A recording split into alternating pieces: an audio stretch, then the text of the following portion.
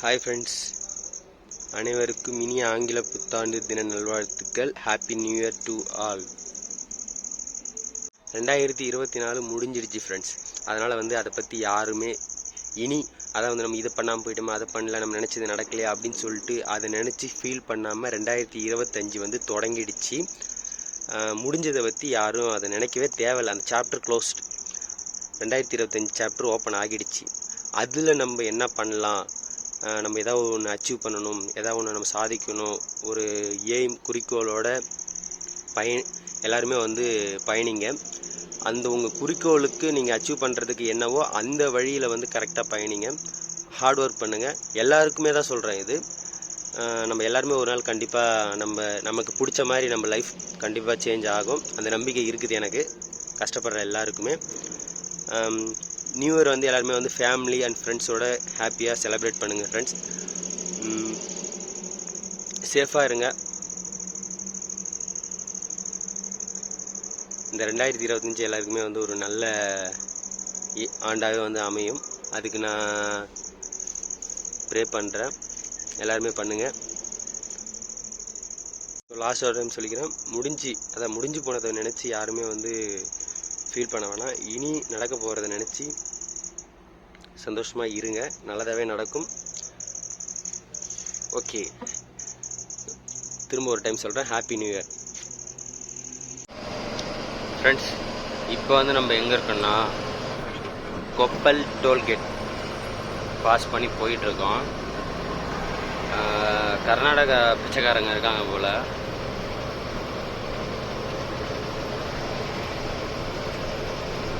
இவங்க எப்படி சொல்கிறது, நைட்டில் வரவங்கள ரா பிச்சைக்காரன்னு சொல்லுவாங்க. இவங்க 24 ஹவர்ஸுமே இருப்பாங்க போல். இவங்களை என்ன சொல்கிறது,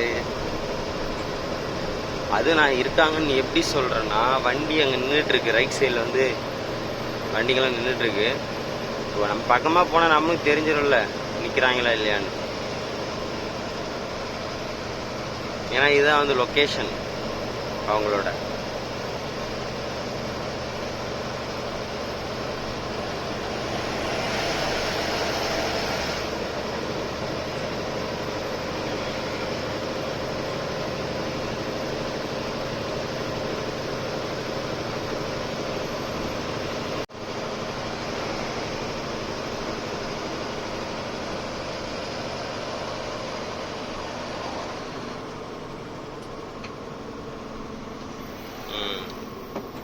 லைட் அடிச்சிட்டாங்க பாருங்க.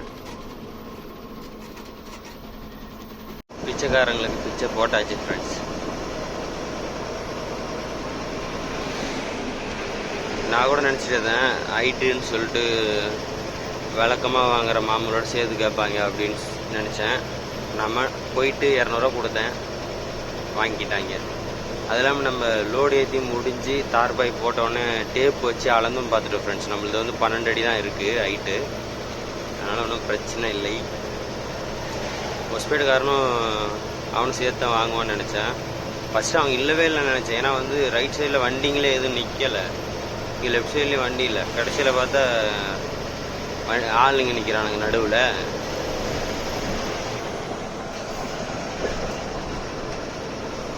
அப்புறம் அவங்களுக்கும் பிச்சை போட்டாச்சு, இவங்களுக்கும் பிச்சை போட்டாச்சு. இதுக்கப்புறம் பார்டர்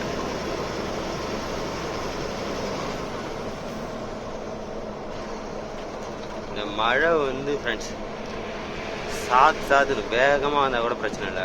அப்படி சாரல் தான், சாரக்காத்து தான், மழை கூட இல்லை. வைப்பரை போட்டு ஃப்ரீயாகவும் ஓட்ட முடியலை.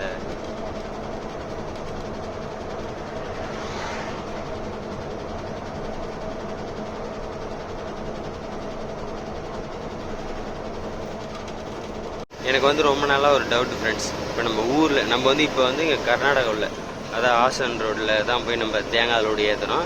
இது ஹைட்டுன்னு வச்சிங்களேன். இது ஹைட்டு இல்லை, 12 அடி தான். நமக்கு பாசிங் என்னவோ அதே தான் இருக்குது. அதனால் இது ஒன்றும் பிரச்சனை இல்லை. இப்போ நம்ம ஊர்லேருந்தே ஹைட் லோடெலாம் ஏற்றிட்டு வராங்கல்ல,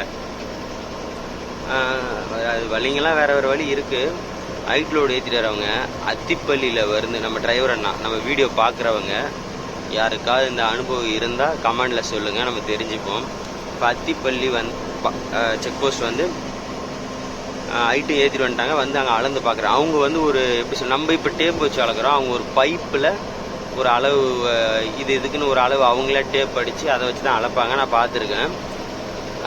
இப்போ நம்ம டேப்பில் வந்து கரெக்டான அளவு இருக்குது. இல்லை அவங்க வந்து 12 அடியே 13 அடி அந்த மாதிரி வந்து அவங்களுடைய அவங்க அளக்கிறதுல வந்து அளவு தப்பாக இருந்து, இல்லை நான் அளந்து பார்த்தேன், நான் டேப் வச்சு அளந்து பார்த்தேன் 12 தான் இருந்துச்சு, என் டேப்பில் கூட அளந்து பார்க்கலான்னு சொல்லி அப்படி எதாவது நீங்கள் அளந்து பார்த்துருக்கீங்களா?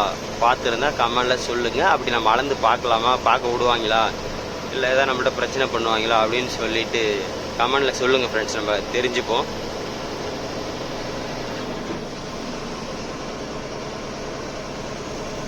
இல்லை ஃபஸ்ட் வந்து இல்லை அவங்க அளக்குற அந்த ஸ்கேல், அந்த பைப் மாதிரி இருக்கிறதுல அளவு கரெக்டாக இருக்குமா, அதையுமே வந்து கமெண்டில் சொல்லிவிடுங்க, தெரிஞ்சுக்கலாம். ஃப்ரெண்ட்ஸ், இப்போ நம்ம எங்கே இருக்குன்னு பார்த்தீங்கன்னா பீஜாப்பூர் ரிலையன்ஸ் பங்க்கில் இருக்கோம். கயர்லாம் லூஸ் ஆகிடுச்சு, கயர் டைட் பண்ணணும். டீசல் அடித்தாச்சு, பில்லு வாங்கிட்டு வெளியில் போயிட்டு கயர் டைட் பண்ண வேண்டியதுதான்.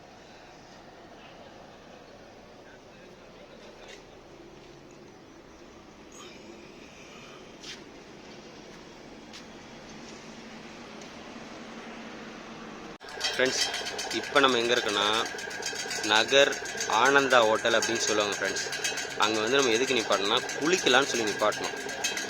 நிப்பாட்டிட்டு டயரை செக் பண்ணால் காற்று போகுதுங்க ஃப்ரெண்ட்ஸ், ஒரு சின்ன ஆணி ஏறி.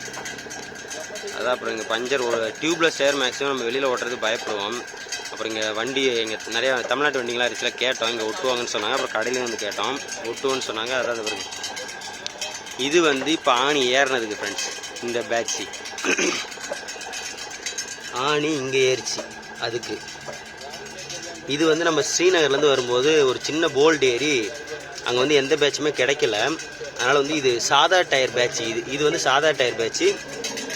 இது வந்து ரேடியல் பேட்ச். இது எங்கேயோ போட்டிருக்கு பாருங்கள். இது இப்போ வந்து லைட்டாக எடுத்துக்கிச்சிங்க ஃப்ரெண்ட்ஸ், பாருங்கள், நல்லா தெரியும், லைட்டாக எடுத்துக்கிச்சு. கடைக்காரன் என்ன சொல்கிறான்னா, அவன் காசு பிடுங்கணும் அப்படின்றதுக்காக சொல்கிறானா.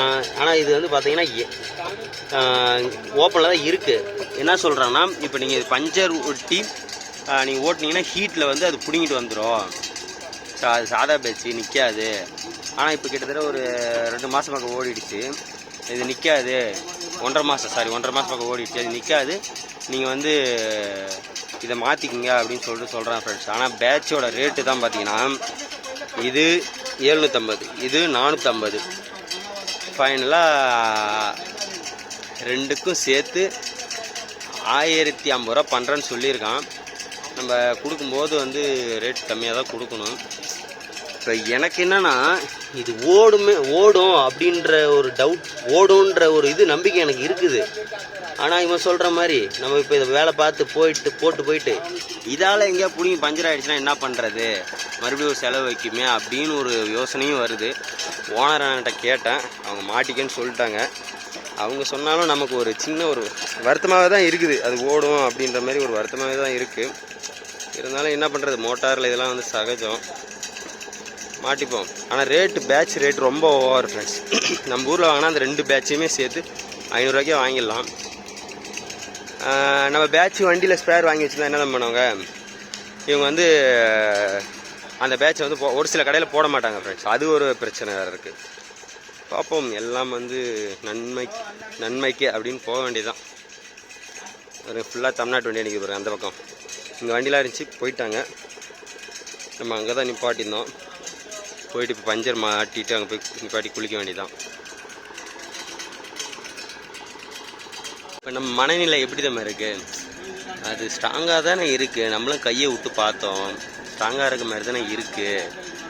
பேசாமல் இதை மட்டும் வேலை பார்த்துக்கிட்டு அப்படியே போட்டு ஓட்டுவோமோ அப்படின்னு இருக்குது. சப்போஸ் வழியில் எங்கேயா பிடிங்குமோ, இவங்க சொல்கிற மாதிரி ஆச்சுன்னா என்ன பண்ணுறது, அப்போது ஒரு செலவாகுமே. இப்போ ஆகிற செலவையும் யோசிக்க வேண்டியது இருக்குது, பின்னாடி அதுமாரி பிடுங்கி அப்போ ஒரு ஆக வேண்டிய செலவையும் யோசிக்க வேண்டியதாக இருக்குது ஃப்ரெண்ட்ஸ். உங்களுக்கு இந்த மாதிரி வந்து மனநிலை வந்திருக்கான்னு எல்லா டிரைவருக்கும் மேக்ஸிமம் இருக்கும், வந்துருலாம் இருக்காது, எல்லா டிரைவருக்குமே இருக்கும் ஃப்ரெண்ட்ஸ். இது பேட்ச் ஒட்ட போகிறாங்க.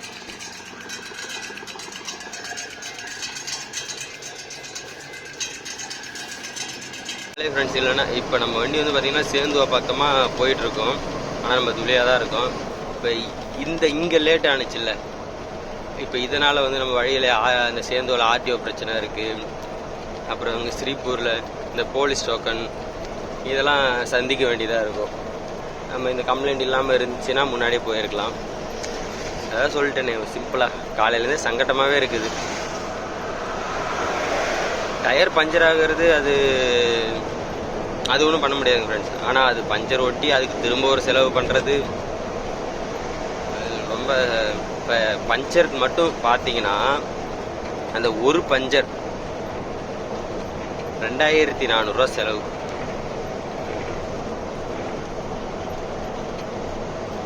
அதனால் வந்து நீங்கள் பஞ்சர் போட இங்கே நார்த்தில் பஞ்சர் கடை விடுறீங்கன்னா நல்ல பஞ்சர் கடையாக பார்த்து விடுங்க ஃப்ரெண்ட்ஸ். அப்படியே அவர் சொல்கிறாரு, ஒன்றும் பிரச்சனை இல்லை, அதை நான் கேரண்டி அப்படின்னு. எதாக இருந்தாலும் எந்த கம்ப்ளைண்ட் இருந்தாலும் என்கிட்ட எடுத்துருவாங்க அப்படின்னு சொல்லியிருக்காங்க. நம்ம போய் பார்ப்போம் என்ன தான் அவன் ரெஸ்பான்ஸ் பண்ணுறான்னு சொல்லிட்டு. நம்ம இப்போ இது பஞ்சர் ஓட்டாமலே எடுத்துகிட்டு போய் ரிட்டன் இது இப்போ நகர் வழி திரும்பவும் ரிட்டனே இறக்கிட்டு நகர் வழியே வரேன்னு கூட வச்சுங்க ஃப்ரெண்ட்ஸ். நம்மக்கிட்ட வந்து ஸ்டெப்னி நல்லா தான் இருக்குது. ஸ்டெப்னியை போட்டுட்டுனா திரும்ப இப்போ நகர் அவங்ககிட்ட வர வரைக்குமே வந்து அப்புறம் நம்ம ஸ்டெப்னி இல்லாமல் தான் வந்தாகணும். வழியில் வேறு ஏதாவது ஒன்றுனா ஒன்றுமே பண்ண முடியாதுங்க ஃப்ரெண்ட்ஸ். அதனால தான் பஞ்சர் போட்டுக்கலாம் அப்படின்ட்டு போட்டாச்சு. அதுவுமே நம்ம மகாராஷ்டிரா வரைக்குமே தான் டியூப்லெஸ் டயர்லாம் கொஞ்சம் நல்லா பஞ்சர் போடுவாங்கன்னு வச்சுக்கிங்களேன். அதுக்கப்புறம்லாம் அடுத்த ஸ்டேட்லாம் டியூப்லெஸ் டயர்னால் என்ன அப்படின்ற மாதிரி கேட்பாங்க. போட மாட்டாங்க மேக்ஸிமம். அப்படியே போட்டாலும் அரைக்குறையாக தான் இருக்கும்.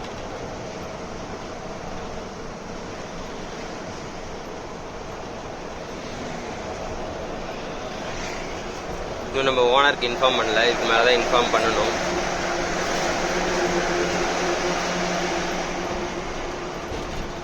இப்போ இதை பாருங்க, அங்கே மழை பெஞ்சுது, இப்போ மழை இல்லை. இந்த மழை இந்த சேந்துவா பார்டர் பாஸ் பண்ணுற வரைக்கும் மழை பெஞ்சிட்டே இருந்துச்சுன்னா கொஞ்சம் நல்லாயிருக்கும்.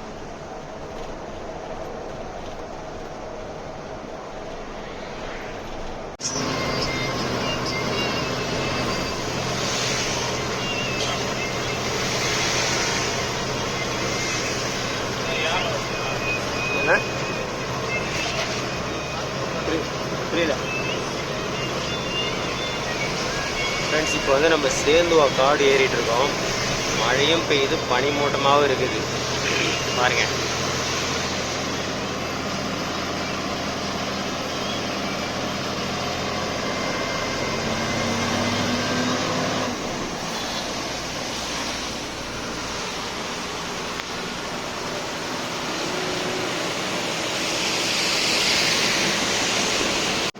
ஃப்ரெண்ட்ஸ், இப்போ நம்ம எங்கே இருக்கோன்னா மான்பூர் காடு வந்து ஏறிட்டு இருக்கோம்.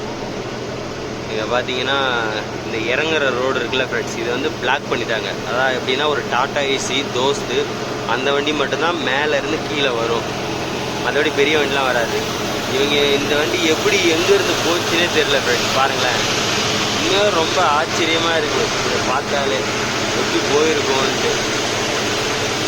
இப்போ வந்து பாருங்க, இந்த மாதிரி சின்ன வண்டிக்கு மட்டும்தான் அலோடு, நம்ம வண்டிலாம் வராது, பிளாக் பண்ணிட்டாங்க. ஆனால் அந்த வண்டி ஏறுறது சரி. இந்த ரோட்டில் இப்போ நம்ம போகிற ரோட்டில் இது மாதிரி லெஃப்டில் இறங்கியிருந்தா கூட பரவாயில்ல, அந்த ரோட்டில் போய் இறங்கியிருக்கு. அது எப்படின்னே தெரியல. பாருங்க, இஞ்சி லோடு